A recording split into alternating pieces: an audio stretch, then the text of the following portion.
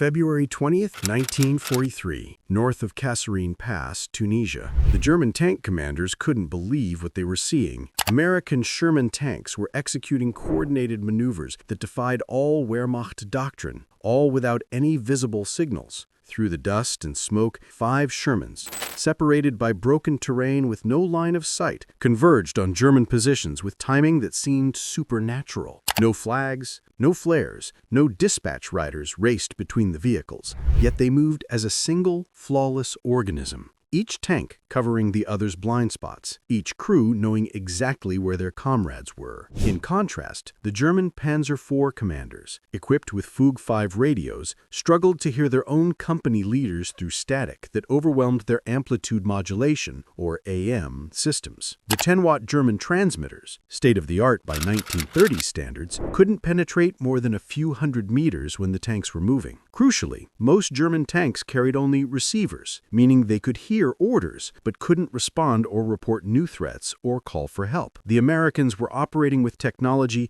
the Germans didn't know existed. Frequency modulation, or FM radios, in every single tank. This system offered crystal-controlled precision, 25 watts of transmission power, and clarity that cut through engine noise and battlefield chaos like a knife through paper. 8,000 miles from Detroit's assembly lines, the most decisive technological advantage of World War II was revealing itself, not in armor thickness or gun caliber, but in the invisible electromagnetic waves that connected every American tank crew in ways the Wehrmacht never imagined possible. The revolution began on July 22, 1941, when the U.S. Army standardized the Signal Corps radio sets SCR 508, SCR 528, and SCR 538 for all medium tanks. While German forces relied on communication between command vehicles, American engineers at the Galvin Manufacturing Company, later known as Motorola, were perfecting the FM technology that would make the German AM systems obsolete. The engineering team, including Daniel E. Noble and Henryk Magnowski, solved the technical challenge of installing sophisticated electronics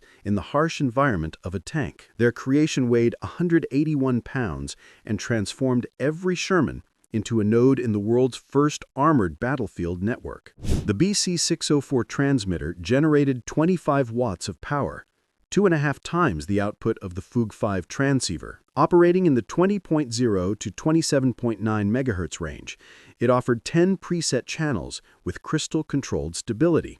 The real revolution was FM itself. Edwin Armstrong's FM technology eliminated the persistent static and interference that plagued AM systems. While German tank radios picked up every electrical discharge as noise, American FM radios delivered clear voice communication even during intense artillery barrages. The communication gap. Operation Torch brought American armor to North Africa in November 1942. The Africa Corps, despite its experience, operated under severe communications limitations. A standard German tank platoon of 5 vehicles included only 1 or 2 with full Fug 5 transceivers. The rest carried only receivers, functioning through a rigid hierarchy where subordinate tanks acknowledged orders through action, not words. When the command tanks were destroyed, the entire platoon instantly lost coordination, a vulnerability that would prove catastrophic against American forces where every tank could assume command functions. The Battle of Kasserine Pass from February 14th to 24th, 1943, provided the first major demonstration of American radio superiority. Scattered elements of the U.S. 1st Armored Division maintained flawless coordination across 50 miles of battlefield, a feat German doctrine deemed impossible. German signals intelligence units intercepted the American transmissions and noted their exceptional clarity. Most disturbing was the realization that every American tank appeared capable of full transmission, not just command vehicles. The German Fug 5 AM radios suffered from fundamental flaws. The 10-watt transmitter struggled to reach 2 to 3 kilometers in ideal conditions, dropping to mere hundreds of meters when the vehicles were moving. Every spark plug firing, every electrical motor, every track movement generated interference that the AM systems couldn't filter out. When American armor moved into Italy in September 1943, the mountainous terrain, which should have negated radio advantages, instead made the FM technology even more valuable. American tanks coordinated movements through terrain where visual signals were impossible, and German radios failed completely. Network warfare and industrial might. When Sherman tanks rolled off the landing craft at Normandy on June 6, 1944, their SCR-508 radios maintained critical contact with naval fire support, a coordination impossible with German technology. The hedgerow fighting, however, revealed a critical gap. Tank radios couldn't communicate with infantry radios operating on different frequencies. This communication gap proved deadly in the close quarters boccage.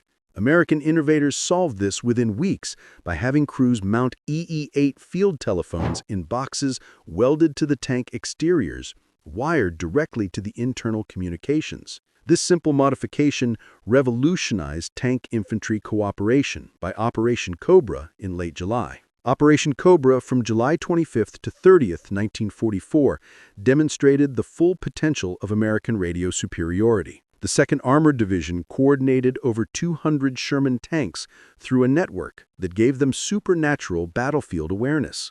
German defenders from the Panzer Division faced an enemy that seemed to respond instantly to threats reported by units miles away.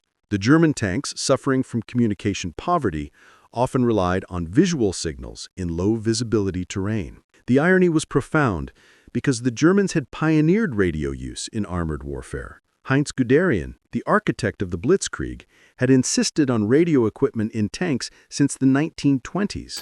Yet by 1943, German production statistics revealed the crisis. In 1943, Germany manufactured approximately 5,700 medium tanks, but fewer than 2,000 Fug transceivers, leaving most regular tank units desperately short of communication equipment. In contrast, America achieved 100% deployment of sophisticated FM systems. Motorola's Chicago factory converted from manufacturing car radios to military production at an unprecedented scale. Total wartime production of the SCR-508 family exceeded 50,000 sets, ensuring all 49,324 Sherman tanks manufactured received this equipment. The SCR-508's crystal-controlled frequency stability meant tanks maintained alignment despite combat vibration, a problem that plagued the drifting German radios. The dual receiver allowed commanders to monitor both platoon and company nets simultaneously, and the BC-606 intercom system allowed all crew members to communicate clearly, a capability many German tanks lacked entirely. This universal radio deployment fundamentally changed American armored doctrine, enabling the flexible task forces known as combat commands, which depended entirely on being able to coordinate ad hoc battle groups through compatible radios. This flexibility baffled German commanders, whose rigid organizational structures were necessitated by their limited communications. During the Battle of Aricourt in September 1944, the U.S. 4th Armored Division, using inferior Sherman tanks against superior German Panther tanks, proved the radio's decisive power. American radio coordination allowed every Sherman to report enemy positions instantly. Over 3 weeks, the 4th Armored destroyed 281 German armored vehicles, while losing only 41 Shermans, a 7-to-1 kill ratio that defied technical specifications. The psychological and strategic impact. German intelligence consistently failed to grasp the significance of this technological edge, attributing American coordination to extensive training rather than the technology itself. They continued to target supposed command tanks, not realizing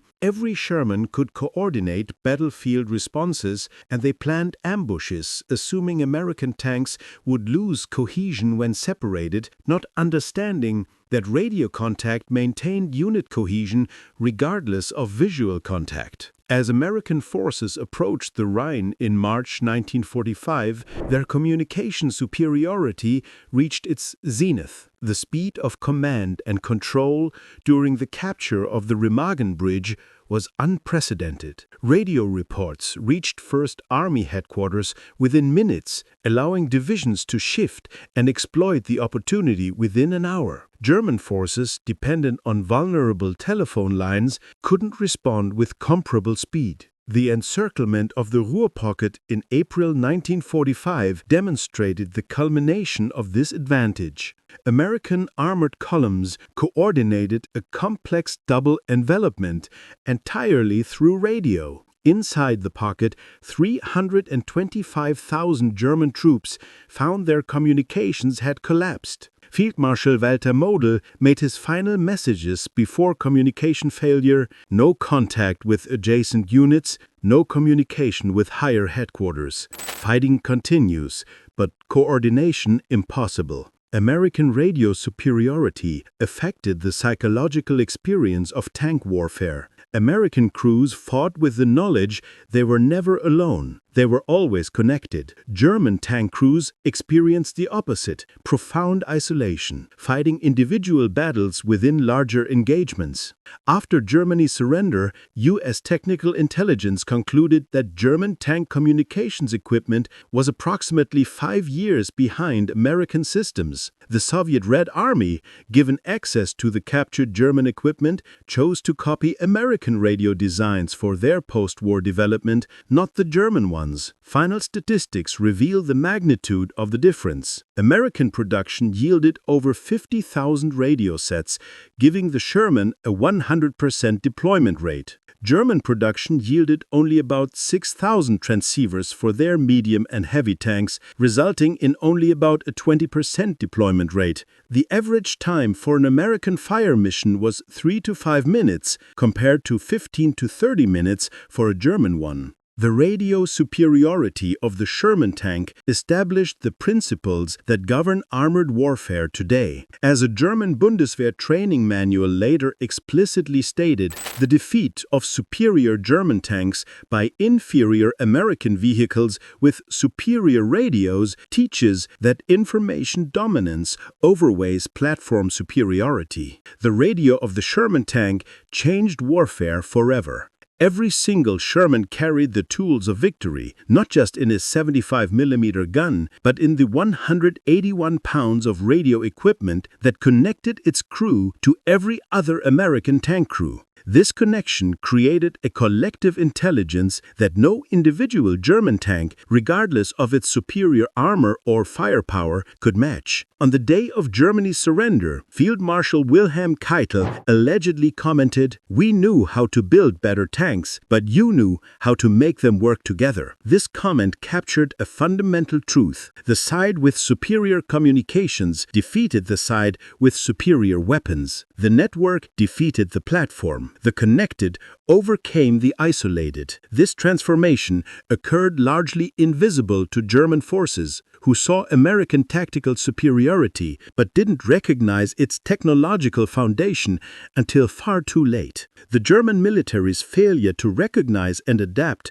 to American communication superiority stands as one of World War II's great intelligence failures. In the end, the electromagnetic waves carried by the SCR 508 radios proved more powerful than the armor-piercing rounds fired by German 88mm guns.